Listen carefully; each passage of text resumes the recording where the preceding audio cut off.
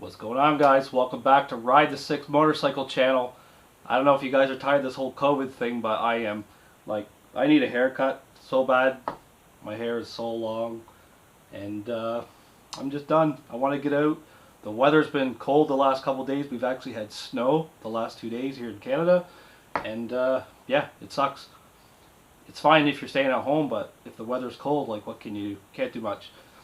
Anyways, guys, today we're going to be working on a battery for the parts bike. I picked up a battery today from my partner's sponsor, Carbon Class Motorsports, and it's just a cheap little battery, just enough to get the parts bike fired up without having to keep taking it from mine and everything. So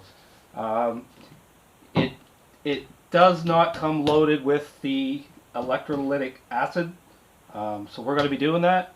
Before we do that, make sure you have get some goggles, guys. You do not want this stuff in your eyes, trust me. It's a corrosive chemical. You don't want it in your eyes. And also I would suggest a pair of gloves. These are just regular dishwashing gloves. This stuff will probably go right through them, but it's better than hitting your bare hands. So precautionary, but do it, guys. Be safe.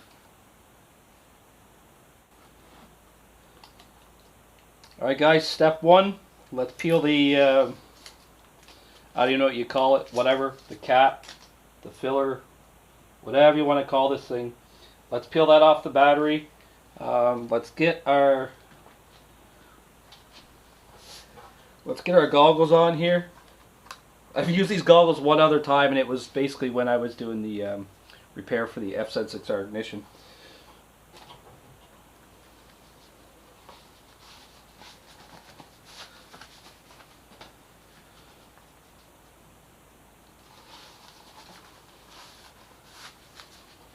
Anybody want me to come wash their dishes? Okay, guys, so step two, let's get this battery cap. Don't damage this, because this is actually go in the battery when you're finished. So basically, you're going to dump this in. Right now it's sealed, but once you push this down, everything's going to come out.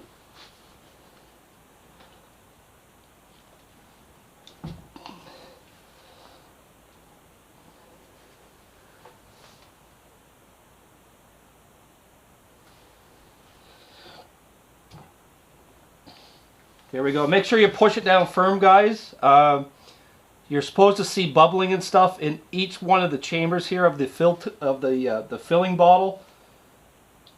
So yeah, let's let it fill up. I'll give you a bit of a closer look. So yeah, you should see all these drain, but you should see bubbles, essentially air bubbles escaping from the battery, and we'll let the battery charge up.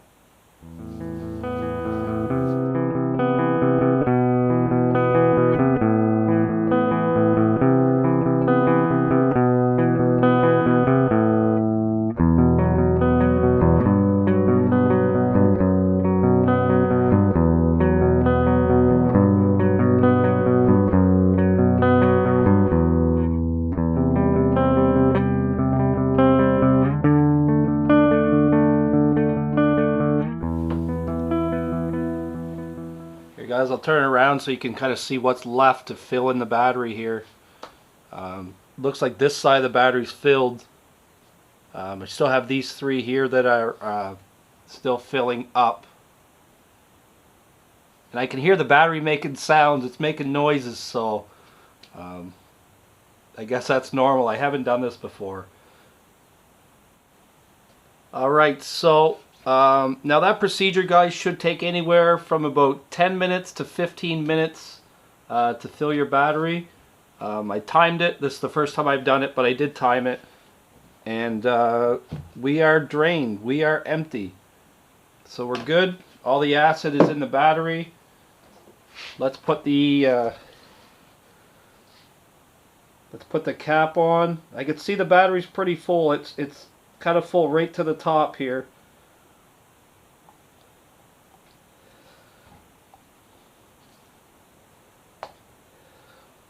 Get these caps in.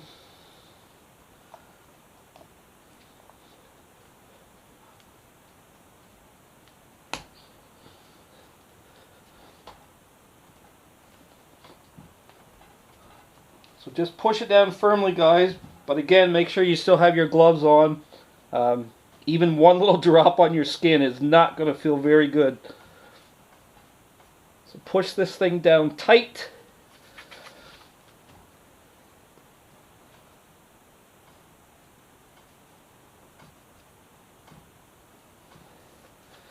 Alright, we have a good seal. I'll just tip the battery over so you can see it here. So this is the rubber strip I just put in. It's in very tight. You can see we have a good seal. So next thing we're going to do is we're actually going to charge the battery up. Let me go grab my battery tender.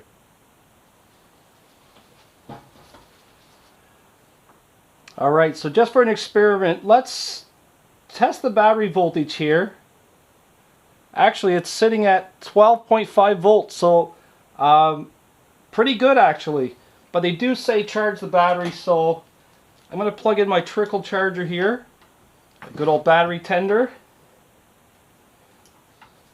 Alright, so positive is on this side. And negative is on this side.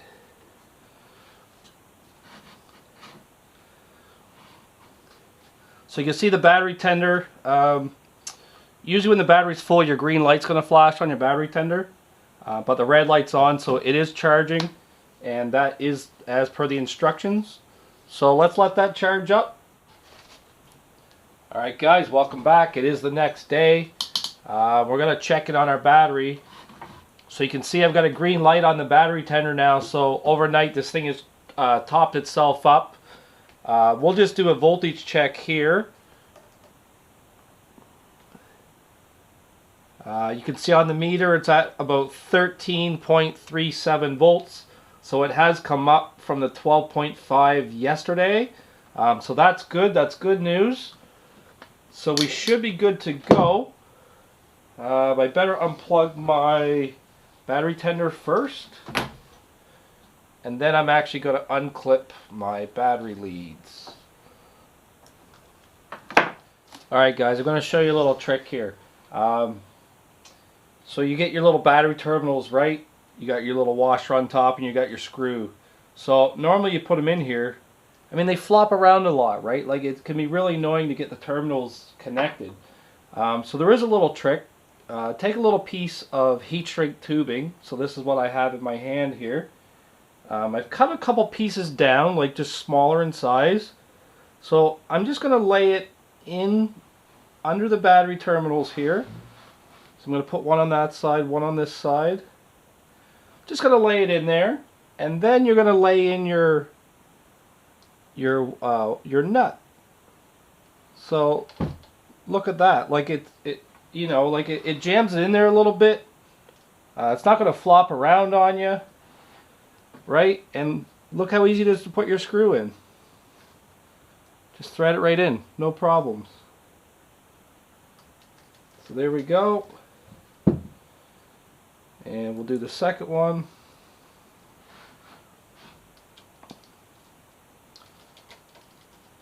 There we go. So these screws aren't overly long, so what it does, it helps keep that it helps keep the nut pushed up toward the top of your battery terminals. And it makes it a hell of a lot easier when you're installing your battery, guys. Alright guys and gals, another little tip with your battery. I do not actually have the little battery blanket in this bike that helps you lift it in and out of the bike. So what I've done is wrapped a couple rolls, or I mean a couple loops of electrical tape around the battery. Make yourself a couple handles. It's not going to really help right now, but when you go to remove this battery, it'll save you a little bit of time. So nice and easy in and out. Good to go. Alright, let's get the screws out of the battery terminals.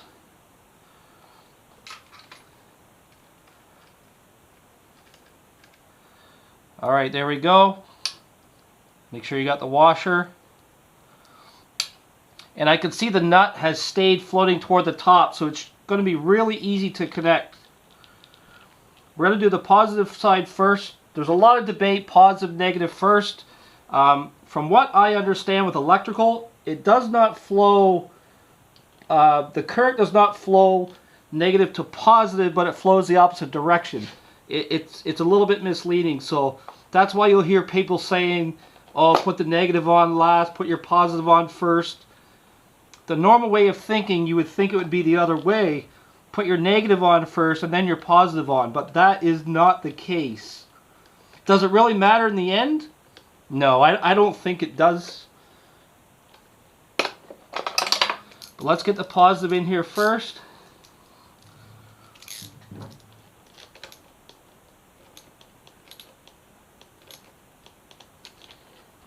Okay, don't want to over tighten it, guys, just snug it up. So positive's in. Let's get our negative in.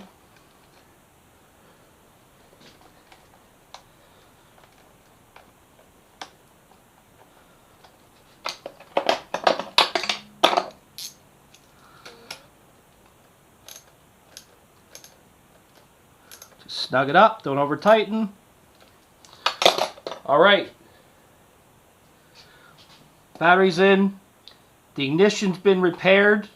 From what I believe, it's been repaired with the solder seal connectors. I'll put the link in the video.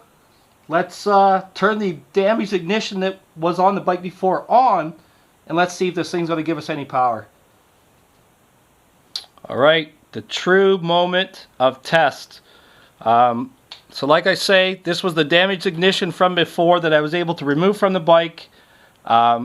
Managed to fix it actually. One of my keys works well, the other key doesn't work well. There we go. On, guys. We got some power on the bike. Kickstand's up. I'm going to pull the clutch in. Let's see what gear we're in here.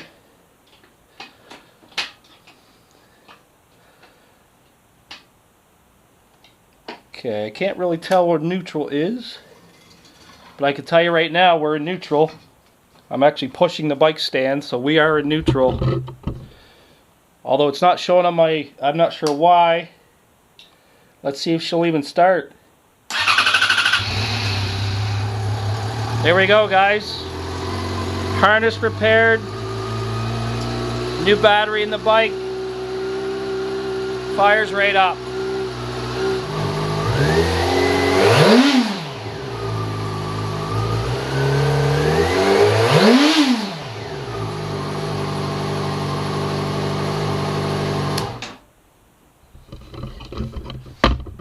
Beautiful. So anyways, the only reason I'm doing all this stuff to this bike, guys, is because I'm actually getting ready to sell this bike. It's going to be sold as a stunt bike or a track bike. You cannot legally license this bike in Ontario because of the salvage title coming out of Pennsylvania. So this bike is going to be up for sale. So if you are in Canada around the Toronto GTA area, by all means hit me up, send me an email, send me a message. If you're in Canada somewhere else, East Coast, West Coast, whatever, man, hit me up. Let's talk about it. If you're interested in this bike, let me know. There's no mechanical damage to the bike, to be honest. It runs perfectly. I will be adjusting the throttle. You can see there's a lot of play on the throttle here. So I will be adjusting that, and that's probably the next video. Alright guys, thanks for tuning in. Hit the subscribe button. Hit the like button. Send me an email, put a comment. Check me out on the Instagram. All my information's in the comments below. Ride safe, guys. See you on the next one.